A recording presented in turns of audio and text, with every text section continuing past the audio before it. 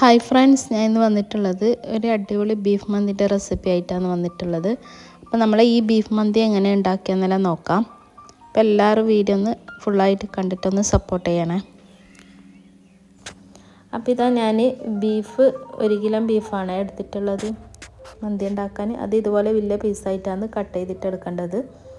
ഇനി ഇത് ഒന്ന് മാരിനേറ്റ് ചെയ്തിട്ട് വെക്കണം. അതിന് ഒരു ബൗളിലേക്ക് നമുക്ക് ഒരു സവാള പൊടിയായിട്ട് കട്ട് ചെയ്തതാണ് എടുത്ത് അത് ചേർത്ത് കൊടുക്കാം. പിന്നെ അതുപോലെ തന്നെ ഒരു ക്യാപ്സിക്കം, പിന്നെ കുറച്ച് മല്ലിയില ചേർത്ത് കൊടുക്കാം. പിന്നെ ഇനി ഇതിലേക്ക് 1 സ്പൂൺ മഞ്ഞൾപ്പൊടി ചേർത്ത് കൊടുക്കാം. പിന്നെ 2 സ്പൂൺ കുരുമുളക് പൊടി ചേർത്ത് കൊടുക്കാം. പിന്നെ 1 സ്പൂൺ ഗരം മസാല ചേർത്ത് കൊടുക്കാം. പിന്നെ അതുപോലെ 2 സ്പൂൺ കാശ്മീരി ചില്ലി പൗഡർ ചേർത്ത് കൊടുക്കാം. പിന്നെ കുറച്ച് പട്ട, കറാമ്പൂ, ഏലക്കായ അതുമെല്ലാം ചേർത്ത് കൊടുക്കാം. പിന്നെ 2 മാഗി ക്യൂബ് കൂടി ചേർത്ത് കൊടുക്കാം. അപ്പോൾ ബീഫിൻ്റെ ഉണ്ടെങ്കിൽ അത് ചേർത്ത് കൊടുക്കാം. അപ്പോൾ എൻ്റെ അടുത്ത് ബീഫിൻ്റെ ഇല്ലാത്തതുകൊണ്ട് ഞാൻ ചിക്കൻ്റെ തന്നെയാണ് ചേർത്തത്. ഇനി ഇതിലേക്ക് 1 സ്പൂൺ വിനീഗറും കൂടി ചേർത്ത് കൊടുക്കാം. പിന്നെ അതുപോലെ തന്നെ ആവശ്യത്തിനുള്ള ഉപ്പ് ചേർത്ത് കൊടുക്കാം. പിന്നെ 1 സ്പൂൺ ചെറിയ ജീരകം കൂടി ചേർത്ത് കൊടുക്കാം. പിന്നെ 1/2 കപ്പ് സൺഫ്ലവർ ഓയിലും കൂടി ചേർത്ത് കൊടുക്കാം. ഇതെല്ലാം കൂടി നന്നായിട്ട് ഇതുപോലെ കൈവച്ചിട്ട് നേരടി മിക്സ് ചെയ്യാം. ഇതിലേക്ക് 1 സ്പൂൺ ഇഞ്ചി വെളുത്തുള്ളി പേസ്റ്റും കൂടി ചേർത്ത് കൊടുക്കാം. അപ്പോൾ ഇതാ ഇനി ഇതിലേക്ക് നമ്മൾ ബീഫ് ഇട്ട് കൊടുക്കാം. ബീഫ് മൊത്തമായി ഇട്ടിട്ട് നന്നായിട്ട് എല്ലാം കൂടി മിക്സ് ചെയ്തിട്ട് കുഴച്ചെടുക്കാം.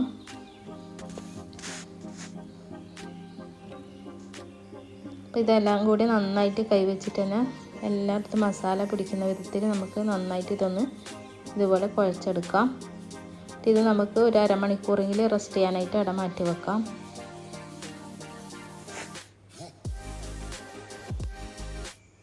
അപ്പോൾ ഇത് നമുക്ക് ഇട മാറ്റി വെക്കാം. ഇനി നമുക്ക് അരി വെള്ളത്തിലൊന്ന് കുതിർത്തി വെക്കണം. അപ്പോൾ 2.5 കപ്പ് അരിയാണ് ഞാൻ എടുത്തത്, ബസ്മതി അരി. ഇത് വെള്ളം ഒഴിച്ച് ഇവിടെ മിക്സ് ചെയ്ത് വെക്കാം. ഇപ്പോൾ ബീഫ് മാരിനേറ്റ് ചെയ്ത് വെച്ചിട്ട് അരമണിക്കൂറായി. ഇനി നമുക്ക് ഇത് കുക്കറിലിട്ടിട്ട് ഒന്ന് വേവിച്ചെടുക്കാം. അപ്പോൾ ഇതാ കുക്കറിലേക്ക് ഇട്ട് കൊടുക്കാം. ഇനി കുറച്ച് ആ പാത്രത്തിൽ തന്നെ വെള്ളം ഒഴിച്ചിട്ട് ഒന്ന് മിക്സ് ചെയ്തിട്ട് ഇതിൽ ചേർത്ത് കൊടുക്കാം. കുറേ ഒന്നും ചേർക്കണ്ട, കുറച്ച് ആ പാത്രത്തിൽ ഇതുപോലെ ഇത്രയേ ചേർക്കണ്ടു. എന്നിട്ട് നന്നായിട്ട് നമുക്ക് ഒരു 5-6 വിസിലടിക്കുന്നവരെ ഇതൊന്ന് വേവിച്ചെടുക്കാം.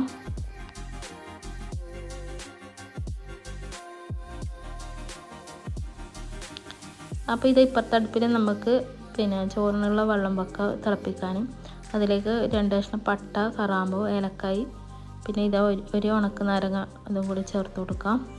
പിന്നെ കുറച്ച് സൺഫ്ലവർ ഓയിൽ ചേർത്ത് കൊടുക്കാം. പിന്നെ ആവശ്യത്തിനുള്ള ഉപ്പ് ചേർത്ത് കൊടുക്കാം. ഇതെല്ലാം കൂടി നന്നായി മിക്സ് ചെയ്ത് വെള്ളം ഒന്ന് തിളക്കുന്നവരെ വെയിറ്റ് ചെയ്യാം. അതിനുശേഷം നമുക്കിത് അരി ചേർത്ത് കൊടുക്കാം. അരി ഇട്ടിട്ട് നന്നായിട്ട് ഇതൊന്ന് തിളപ്പിച്ചെടുക്കാം. അപ്പോൾ ഇത് നമ്മൾ അരി നന്നായി വെന്തിട്ട് ഊറ്റിയിട്ടുണ്ട് ഇവിടെ. അപ്പോൾ ഇതാ നമ്മളെ ബീഫ് നന്നായിട്ട് വെന്ത് വന്നിട്ടുണ്ട്. നമുക്ക് ഇതിൽ നിന്ന് ബീഫ് എടുത്തിട്ട് ഒന്ന് ഫ്രൈ ചെയ്തെടുക്കാം, ബീഫ് മാത്രം എടുത്തിട്ട്.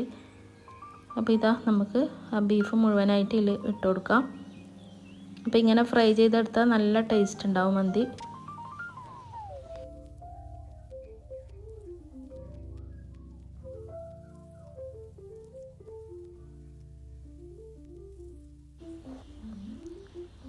അപ്പോൾ ഇതൊന്ന് അടച്ച് വെച്ച് വേവിച്ചെടുക്കാം. നമുക്ക് ചോറൊന്ന് സെറ്റ് ചെയ്തെടുക്കാം. അപ്പം ബാക്കിയുള്ള ബീഫിൻ്റെ മസാലയില്ല, അത് ഇതിലേക്ക് പാത്രത്തിലേക്ക് ചേർത്ത് കൊടുക്കാം. എല്ലായിടത്തും ഒന്ന് മിക്സ് ചെയ്ത് ഇതാക്കാം. എന്നിട്ട് അതിൻ്റെ മേലേക്ക് നമ്മൾ വേവിച്ച് വെച്ച് ചോറ് ചേർത്ത് കൊടുക്കാം.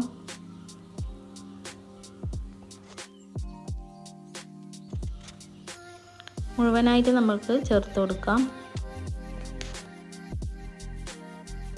അപ്പോൾ ചോറ് മുഴുവനായിട്ട് അതിൽ ചേർത്ത് കൊടുത്ത് ഇനി നമുക്ക് ഇതിൻ്റെ മേലേക്ക് കുറച്ച് നെയ്യ് ചേർത്ത് കൊടുക്കാം.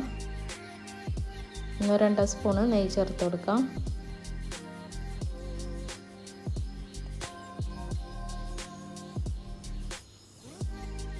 ഇനി ഇതിൻ്റെ മേലേക്ക് നമ്മൾ ഫ്രൈ ചെയ്ത് വെച്ച് ബീഫ് ചേർത്ത് കൊടുക്കാം.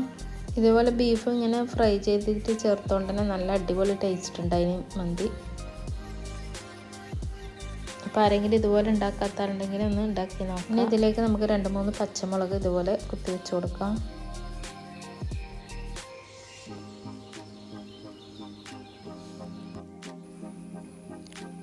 ഇനി ചോറൊന്ന് ദമ്മ് ചെയ്തെടുക്കാം. അപ്പോൾ ചെറിയ സിമ്മിലിട്ടിട്ട് ദം ചെയ്യണം. കുറച്ച് ചൂടായി കഴിഞ്ഞാൽ നമുക്ക് ചാർക്കോൾ കത്തിച്ചിട്ട് ഇതിൽ വെച്ച് കൊടുക്കണം. അപ്പോൾ ഞാൻ ഇപ്പുറത്തെ അടുപ്പിൽ ചാർക്കോൾ കത്തിക്കാനായിട്ട് വെച്ചിട്ടുണ്ട്. അപ്പോൾ ഒരു സൈഡിലേക്ക് ഒരു ചെറിയ പാത്രം വെച്ച് കൊടുത്തിട്ട് അതിലേക്ക് നമുക്ക് ചാർക്കോൾ കത്തിച്ചത് വെച്ച് കൊടുക്കാം. അതിൻ്റെ മേലെ ഒരു സ്പൂൺ സൺഫ്ലവർ ഓയിൽ ചേർത്ത് കൊടുക്കാം. ഒരു 10 മിനിറ്റ് അടച്ച് വെച്ച്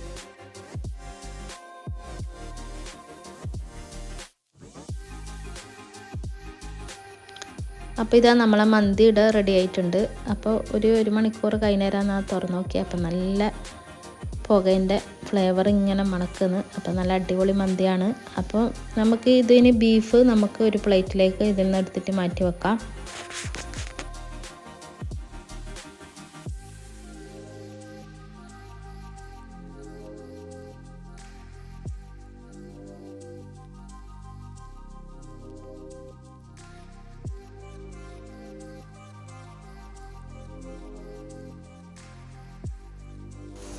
ഇനി അതിന് ശേഷം നമുക്കിത് ചോറ് നന്നായിട്ടെല്ലാം കൂടി ഒന്ന് മിക്സ് ചെയ്തെടുക്കാം. അടിയിൽ കുറച്ച് മസാല ഉണ്ടല്ലോ, അതെല്ലാം ഇതുപോലെ ഒരുപോലെ ആക്കിയെടുക്കാം. അപ്പം മന്തി ഉണ്ടാക്കുമ്പോൾ അധികം ആൾ കുക്കറിൽ തന്നെ അരിയും കൂടി ചേർത്തിട്ട് ഉണ്ടാക്കലുണ്ട്. അങ്ങനെ ഉണ്ടാക്കിയാൽ എന്താണെന്ന് വെച്ചാൽ നമ്മൾ അരി നന്നായിട്ട് വേവും, പക്ഷേങ്കിൽ ഒരു പശപ്പ് ഉണ്ടാവും. നമ്മൾ ഈ മന്തി ഉണ്ടാക്കുമ്പോൾ എന്തായാലും അരി ഊറ്റിയെടുത്തിട്ട് തന്നെ നമ്മൾ മന്തി ഉണ്ടാക്കണം, എന്നാലും നല്ല അടിപൊളി ടേസ്റ്റ് ഉണ്ടാകാൻ. അപ്പോൾ ഇതാ നമ്മളെ മന്തി ഒരു പ്ലേറ്റിലേക്ക് ഇട്ട് കൊടുക്കാം. അപ്പോൾ നല്ല അടിപൊളി ടേസ്റ്റുള്ള മന്തിയാണ്.